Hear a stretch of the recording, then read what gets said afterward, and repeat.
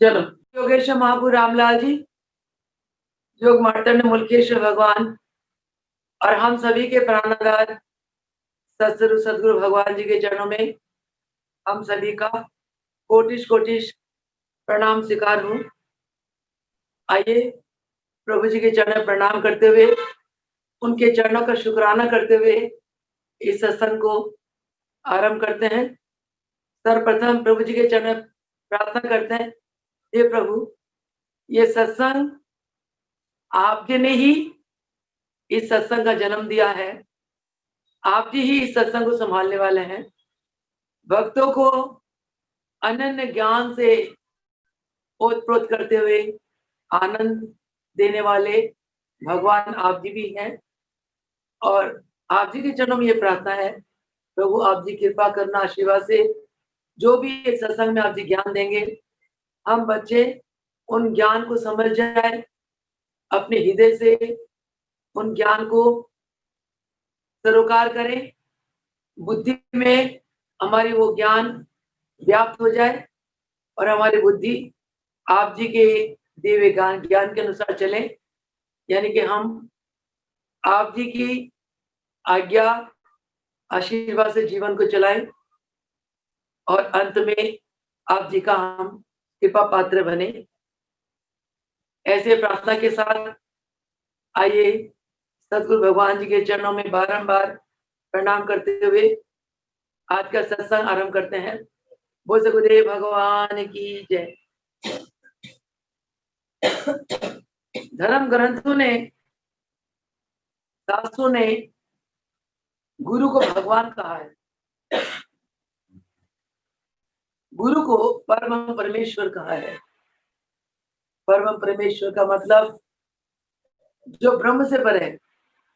सारा संसार में ब्रह्म व्याप्त है और संसार में जितने जीव है, जितने प्राणी है, वो ब्रह्म के अविनाशी अंश है। ब्रह्म ईश्वरीय शक्ति जो सृष्टि करते हैं, पालन करते हैं और संहार करते हैं।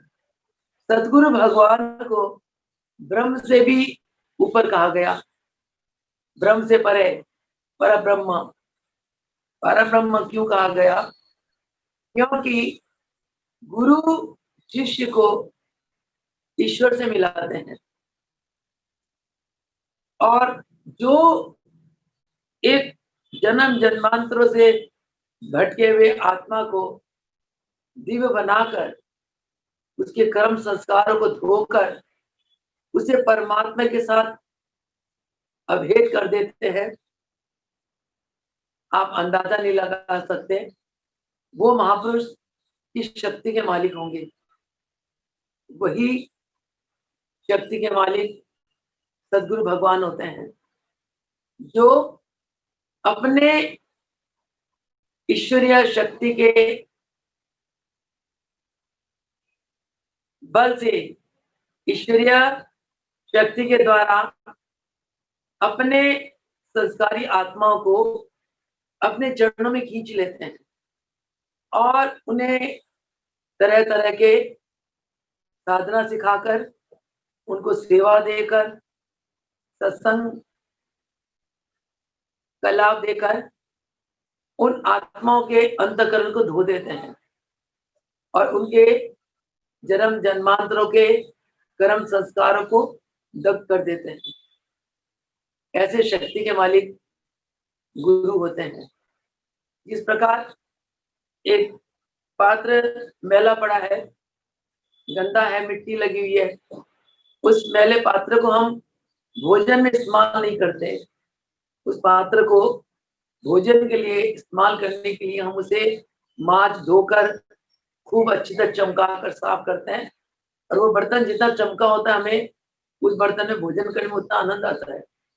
सेम गुरु शिष्य के आत्मा के ऊपर पड़े मल विक्षेप आवरण के पर्दे को हटा देते हैं और उसकी बुद्धि में आत्मा का प्रकाश डाल देते हैं और वो जीव अपने आत्म स्वरूप में अभेद हो जाता है यानी कि परमात्मा को पा लेता है।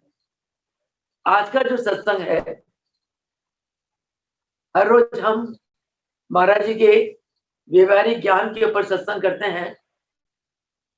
महाराज जी ने बहुत सरल भाषा में, सूक्ष्म रूप में अथाह ज्ञान दिए।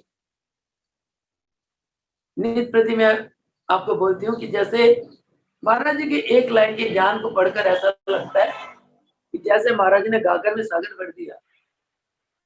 क्योंकि एक लाइन के ऊपर जब महाराज जी बुलवाते हैं, एक के बाद दूसरी, दूसरी बात तीसरी, ये कड़ियां खुलती चली जाती हैं और हम ज्ञान के गंगा के बिल्कुल तह में पहुंच जाते हैं। उसकी तह मिलती नहीं, अतः तो क्योंकि गुरु के ज्ञान ही ऐसे हैं, गुरु को महिमा इतनी महान है। कबीरा ने गुरु की महिमा का गायन करते हुए एक दोहा लिखा, सब पर्वत स्याही करूं, घोल समुद्र मजाए, धरती का कागज करूं, प्यारे सतगुरु स्तुति न समाए। भगवान की स्तुति कहाँ तक करें। हम सभी भक्तों ने बहुत अनुभूत किया, अभी भी कर रहे हैं। हमारे मिशन में इतनी आत्माएं हैं जो महाराज जी के प्रेम की दीवानी है और हर एक के ऊपर महाराज जी ने अथाह कृपा करी। हर एक महाराज जी की महिमा को गाते गाते थकता नहीं। तो ऐसे गुरु हुए हमारे योगेश्वर महापुर रामलाल जी, उन्हीं का स्वरूप मुल्केश्वर भगवान और उन्हीं का स्वरूप हमारे सदगुरु देवीदास भगवान। आज का जो सत्संग है वो ये है कि योग करना और करवाना। योग करो भी और कराओ भी। खुद सीखो, खुद अभ्यास करो और दूसरों को अभ्यास कराओ। ईश्वर के मिलने का सबसे बड़ा साधन है। यानी कि अगर हम नित्य प्रति योग अभ्यास करें तो परमात्मा हमसे दूर नहीं, हम परमात्मा को पा लेते हैं और परमात्मा को पाकर हमारा जीवन और जन्म धन धन हो जाता है। और इसके अतिरिक्त बाजी परमात्मा की सेवा परम धर्म। हम जितनी सेवा करते हैं उतना ही हमारी आत्मा चमकती चली जाती है। क्यों? सेवा करने से मन का अहंकार चला जाता है, मन नम्र बन जाता है।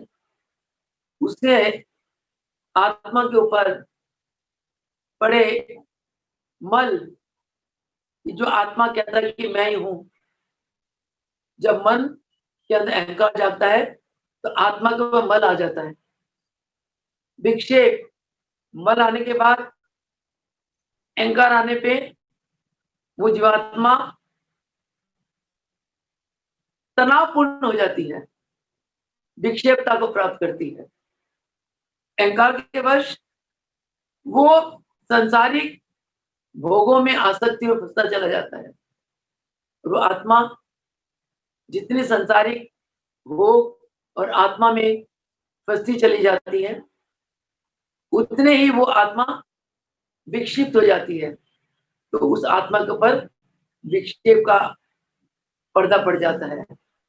और आवरण, आवरण का मतलब मेरा, तेरा, मेरा, ये सब आत्मा के ऊपर जब ऐसे आवरण पड़ जाते हैं तो आत्मा अज्ञानता के अंधकार में डूबा रहता है और उसको परमात्मा की प्राप्ति नहीं होती। यानी कि आत्मा अपने ईश्वरीय स्वरूप से भिन्न रहता है और दुखी रहता है। यही कारण है महाराज जी ने एक प्रवचन में फरमाया था कि प्रत्येक मानव अनंत ईश्वरीय शक्तियों का मालिक है। अनंत ईश्वरीय कलाएं प्रत्येक मानव के खजाने में पड़ी हुई हैं, परंतु मानव भी रोता है, दुखी होता है, क्योंकि उसको ऐसा कोई राजदा नहीं मिला, ऐसा कोई गुरु नहीं मिला जो उसके आत्मा के ऊपर पड़े मल विक्षम आवरण के पर्दे को हटाकर उसे अपनी आत्मा से साक्षात्कार करा दे। धन्य है हमारे योग योगेश्वर महाप्रभु रामलाल जी, मुल्केश्वर भगवान, सत्स्वरूप स्वामी देवीलाल भगवान, जिन्होंने पहाड़ों से योग की गंगा जन जन तक बहाई, घर घर नगर नगर गांव गांव में योग की गंगा बहाई। महाप्रभु रामलाल जी ने अंत तक परिश्रम करके आकाश मार्ग से सुमेरु की ऊंची शिखर पर पहुंचे और अष्टांग योग की सिद्धि प्राप्त करी। योग के वो अष्टांग योग में योग के वो 8 सोपान है, जिन सोपान को एक के बाद एक के बाद एक के बाद एक करके अगर हम अभ्यास करते चले जाए तो हम समाधि अवस्था को प्राप्त कर सकते हैं। समाधि क्या है? सम आदि सम अवस्था, संकल्प विकल्प से रहित एक अवस्था जिसको समाधि अवस्था कहते हैं, जिस अवस्था में ना कोई संकल्प है और ना कोई विकल्प है। उस अवस्था में जीव अपने आत्म स्वरूप में स्थित होता है, यानी कि अपने भगवान को पा लेता है। तो ये महाप्रभु रामलाल जी का हम मृतलोक के प्राणियों के ऊपर अनंत उपकार है, अनंत कृपा है। उसी कड़ी को योगेश्वर मुल्केश्वर भगवान ने आगे बढ़ाई, उसी कड़ी को हमारे प्राणादास सत्स्वरूप स्वामी देवीदास महाराज ने तो चार चांद ही लगा दी। तो संसार में दुनिया में बहुत प्राणी आती हैं, बहुत जीव आते हैं, परंतु बुरे कर्मों के कारण वो अपने आत्मा का कल्याण नहीं कर पाते। अच्छे कर्म करना आता नहीं, पूर्ण गुरु मिले नहीं, कोई सेवा बख्शने वाला सदगुरु है ही नहीं। धन्य है हमारे रामलाल मुलखरा देवीलाल भगवान, जिन्होंने हमें योग जैसा एक अनमोल साधन सिखाया, और जो स्वयं करते थे, हम बच्चों को कहते थे तुम भी ये करो, अपना जैसा ही हम लोग बना दिया कि मैं ये करता हूं और तुम भी करो। और जब प्रभु जी का योग हम लोग किसी भी दुखी को सिखाते हैं, उसकी अंतरात्मा बहुत प्रसन्न होती है और सिखाने वाले को बहुत दुआएं देती है। तो ये परहित में जीने का एक ढंग गुरु ने हमें सिखाया। और हमेशा महाराज जी अपने प्रवचन में फरमाया करते थे, परहित बसे जिनके मन माही, तीनों ताप कछु दुर्लभ नहीं। यानी कि परहित में जीना सब चाहते हैं और बहुत कुछ प्राप्त करना सब चाहते हैं, परंतु परहित में जिए कैसे? बीच में अहंकार जैसा भूत आ जाता है। एक व्यक्ति धर्मशाला बनाता है, बनाने के बाद जब वो धर्मशाला चल पड़ती है, उसके अंदर अहंकार आ जाता है, देखो जी मैंने धर्मशाला बना दिया। कोई प्याव लगाता है, उसको अहंकार आ जाता है। परंतु गुरु के बख्शे बालक जो योग अभ्यास कराते हैं, उनके अंदर गुरु अहंकार नहीं आने देते, और अहंकार आ भी जाए तो एक मोटा ऑपरेशन कर देते हैं। ऑपरेशन करके अपना स्टिचेस लगा के, बल्लम पट्टी लगा के फिर उसको हीलिंग कर देते हैं। ये ऑपरेशन गुरु करते हैं। एक शिष्य के अंदर अगर अहंकार आ जाए, और शिष्य को अहंकार से दूर रखते हुए गुरु शिष्य से पुण्य कर्म कराते हैं, क्योंकि पुण्य कर्म करने से परमात्मा की प्राप्ति सरल हो जाती है। तो ये एक योग करवाना, किसी के दुख को दूर करना, महात्मा गांधी जी ने कहा अहिंसा परम धर्म, कि हमें हिंसा नहीं करना चाहिए, तब हम भगवान के प्रिय बनेंगे। महाप्रभु रामलाल जी ने फरमाया हिंसा तो मत करो, परंतु उसका दुख दूर करो। प्रभु जी रामलाल प्रभु जी और एक स्टेप आगे चले गए, और जब हम किसी के दुख दूर करते हैं, परमात्मा हम पे प्रसन्न हो जाते हैं, और परमात्मा हमें दिव्य अविनाशी गोद प्रदान करते हैं। हर पल हम मस्त रहते हैं, आनंद में झूमते हैं। 33 कोटि देवी देवता ऐसे कार्य हमारे कर जाते हैं सोच के बाहर। ये सब पूर्ण सदगुरु की कृपा करुणा आशीर्वाद का फल है। तो पूर्ण सदगुरु जब अपने शिष्यों से परहित के लिए योग साधना के लिए आज्ञा करते हैं, योग साधना करवाते हैं, तो उस शिष्य का कल्याण होता है। यानी कि इस परम पिता परमेश्वर से बहुत आसानी से अभेद हो जाता है। शिष्य आसानी से परम पिता, तभी महाराज जी ने इस वाणी में यही फरमाया, योग करना और करवाना। अब स्वयं योग करो, आपकी आत्मा से मल विक्षेप आवरण का पर्दा हट जाएगा, आपका आत्मबल बढ़ेगा, आपका आत्मविश्वास बढ़ेगा, आपके अंदर दया आ जाएगी, परोपकारिता आ जाएगी, शील संतोष ये आ जाएंगी, और अभ्यास करने से ईश्वरीय शक्तियां आपके अंदर आ जाती हैं, और आप अपना कल्याण करते हुए दूसरों का कल्याण करने में सक्षम हो जाते हैं। तो ये सारी बातें अभ्यास से आती हैं, और गुरु शिष्य के द्वारा अभ्यास कराते हैं और उसे परमात्मा की प्राप्ति करा देते हैं। और जो गुरु शिष्य के द्वारा दूसरों को योग करवाते गुरु ही है। आप और हमारी ताकत से बाहर है हम किसी को योग करा दें और वो ठीक हो जाए, क्योंकि हमने कोई योग में तो नहीं कर रखी। सिर्फ एक सरल शुद्ध प्रेम भावना से गुरुदेव जी के चरणों में मत्था टेकते हैं, हे प्रभु आप जी के चरणों में दुखी आया है, आप जी अपनी कृपा से इस दुखी के दुख दूर करें। और हम उस समय प्रभु जी जो भी प्रेरणा देते हैं वो करवाते हैं, और करवाने से और उसके दुख दूर हो जाते हैं। तो करने वाले कौन है? करने वाले सदगुरु। मैं कल की बात बताती हूँ। एक देवी कई दिनों से या क्लास 1 गेस्टेड ऑफिसर रिटायर्ड हुई है, ये सोशल वेलफेयर में उसकी जॉब थी, डिस्ट्रिक्ट सोशल वेलफेयर में अच्छी पोस्ट में थी। तो जब जॉब थी तो कभी आती थी कभी नहीं आती थी। अब रिटायरमेंट के बाद कई दिनों बाद आई, मैंने कहा क्या बात हो गई? तो बहुत घुटने दर्द है। मैंने कहा आजकल कोरोना करके हम लोग टच तो करते नहीं है, चलो मैं जो क्लास लेती हूँ आप करो आसन, और प्रभु जी कृपा से आप ठीक हो जाओगे।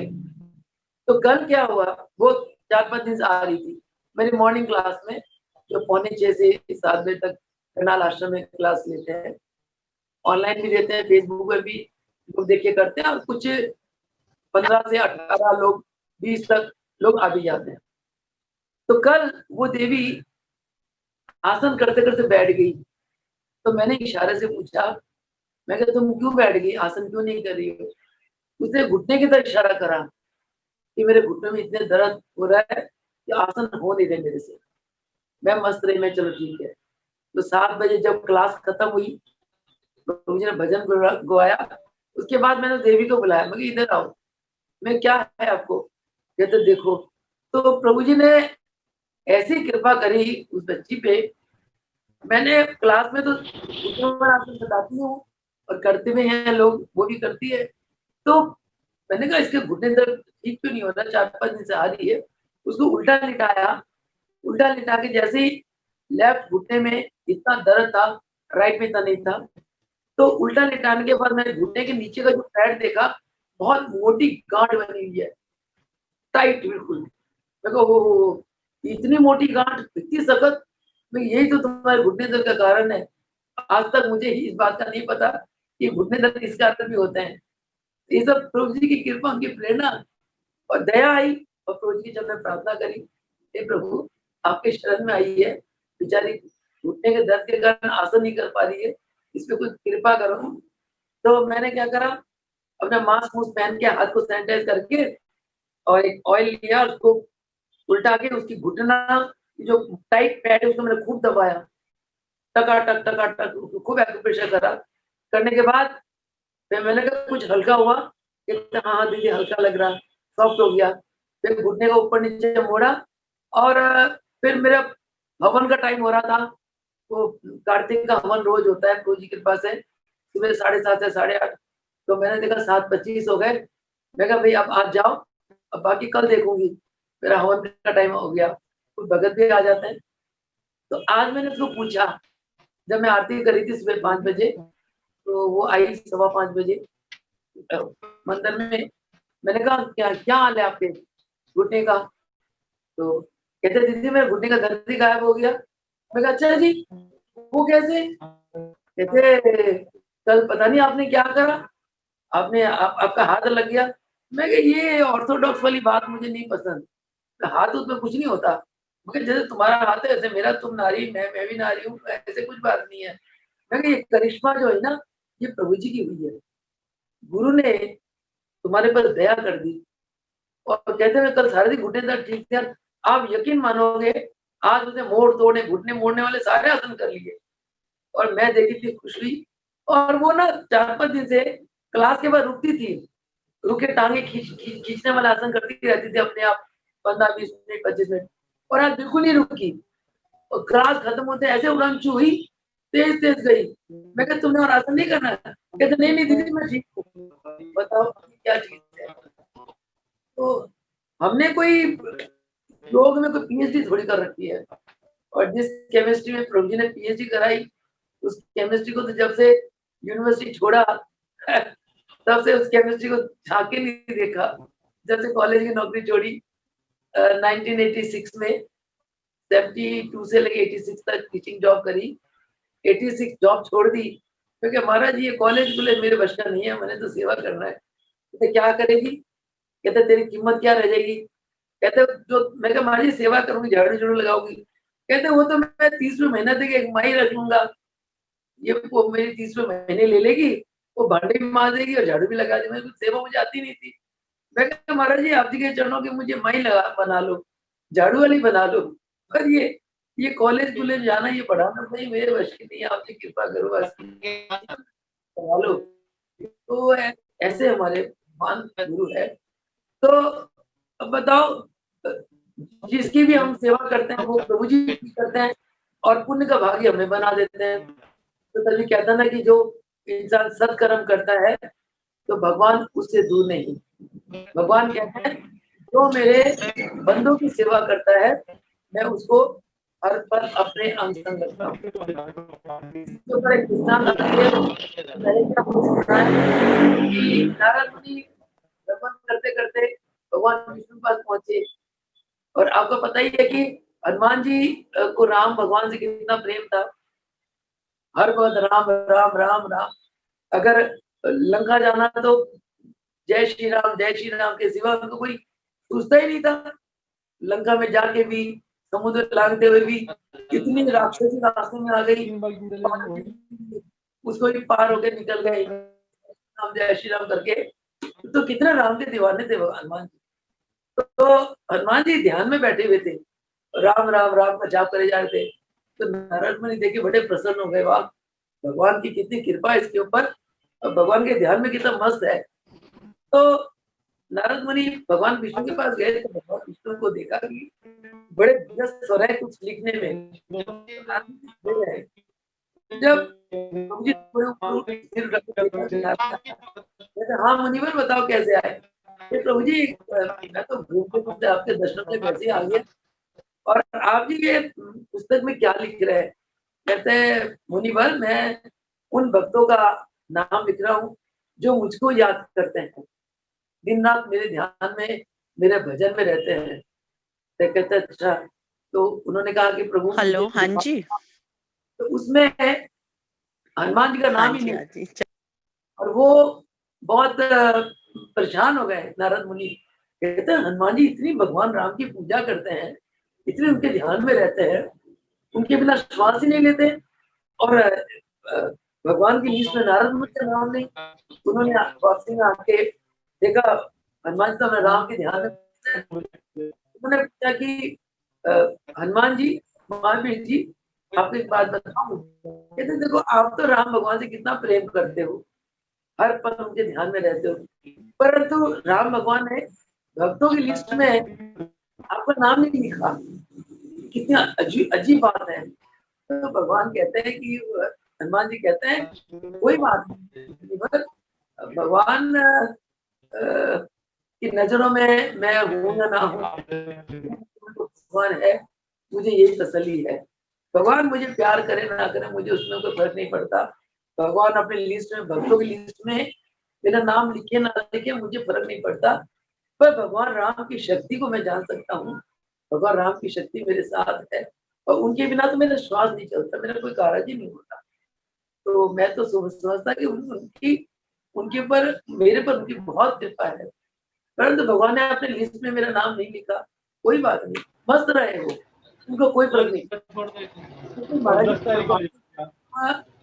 अभ्यास करके अपने आत्म अवस्था में स्थित हो जाते हैं, तो हम लोग यश, कीर्ति, मान, बढ़ियाई, चाहना, आसक्ति, इन सारी बातों से अलग हो जाते हैं। और इसको ही कहते हैं निर्लेपता। संसार में रहते हुए निर्लेप रहना। वो मैंने अपने गुरुदेव के चरणों में देखा, अपने गुरुदेव को देखा। इस संसार में रहते हुए भी महाराज जी बिल्कुल निर्लेप रहते थे, किसी चीज से कोई अटैचमेंट नहीं थी महाराज जी की। वो मैंने देखा उनको ब्रह्मनिष्ठ, आत्मनिष्ठ अवस्था में महाराज जी को। तो जो योगी लोग होते हैं, हनुमान जी बहुत बड़े योगी हुए, और योगी लोग तो निर्लेप रहते हैं, उनको ये नागपन संसार की गतिविधियों से कोई फर्क नहीं पड़ता, ना उन्होंने कोई लेना देना होता है। ये जिंदगी बड़ी मस्ती की जिंदगी है, इसको कहते हैं भक्ति की जिंदगी। तो नारद भी हैरान हो गए कि कमाल है, हनुमान जी की भक्ति तो कमाल ही है। अगले दिन, कुछ दिन बाद फिर गए, भगवान विष्णु फिर लिख रहे कुछ। वो बड़े हैरान हो गए, उस दिन तो भक्तों की लिस्ट लिख रहे थे, आज भगवान किसके नाम लिख रहे हैं, किसकी लिस्ट बना रहे हैं।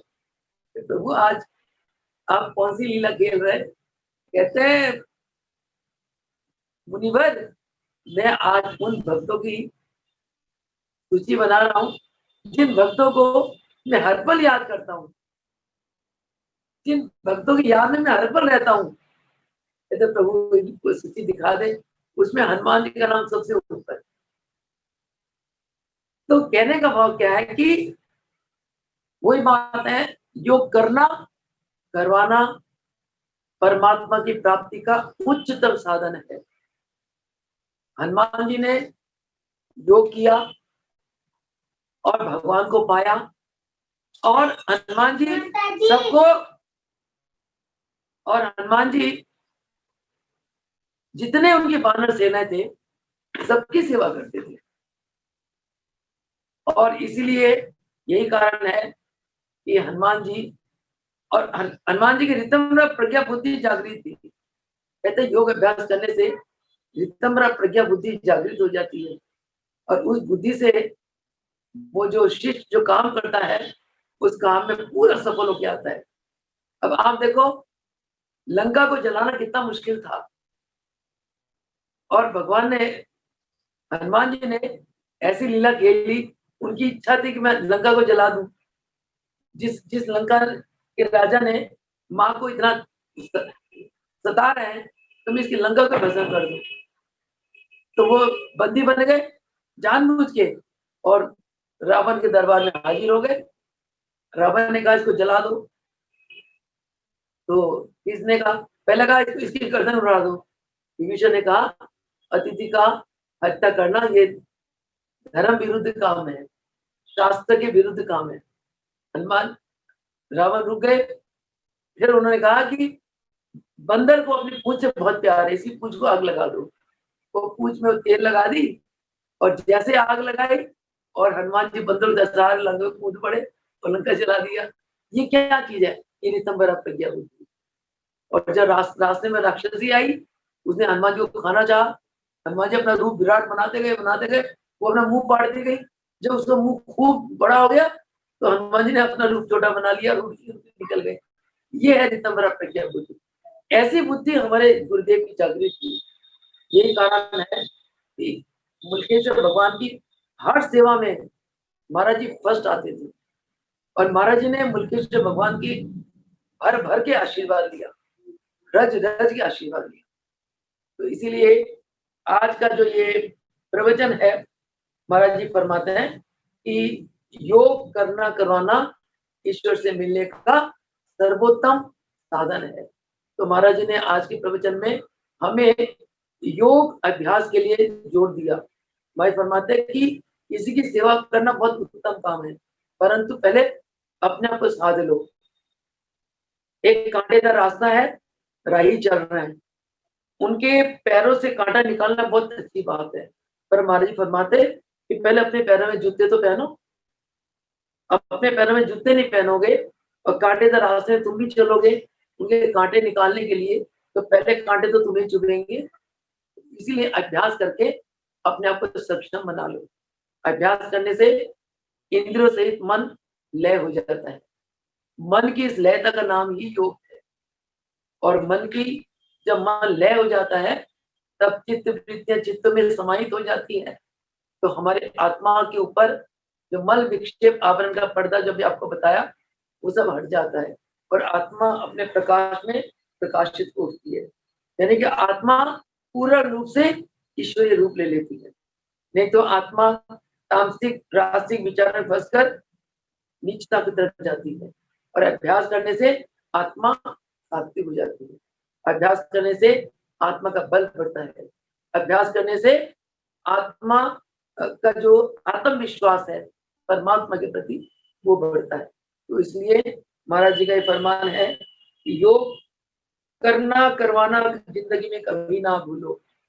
और गृहस्थियों के लिए योग बहुत ही उत्तम साधन है और योग अभ्यासी रात को कमाई करते हैं और दिन में संसार के कार्य व्यवहार करते हैं, सेवा कार्य करते हैं, रात को जाकर भगवान के साथ लो लगाते हैं और वो भगवान को प्राप्त करते हैं, भगवान की शक्तियों को प्राप्त करते हैं। तो इसलिए ज्यादा ना समय लेते हुए यहीं अपनी वाणी को विराम दूंगी कि योग महाराज जी को वही बात, योग करना करवाना ईश्वर से मिलने का एक बहुत सरल और उत्तम साधन है। इसलिए हमें योग करना भी चाहिए और योग करवाना भी चाहिए और प्रभु जी का आशीर्वाद लेकर नित्य प्रति सुबह शाम योग अभ्यास करो। इतने कहते हुए अपनी वाणी को विराम दूंगी। वो सदगुरुदेव भगवान की जय। बोले योगेश्वर महाप्रभु रामलाल जी की जय हो। मुल्केश्वर भगवान की जय हो। सदगुरुदेव भगवान की जय।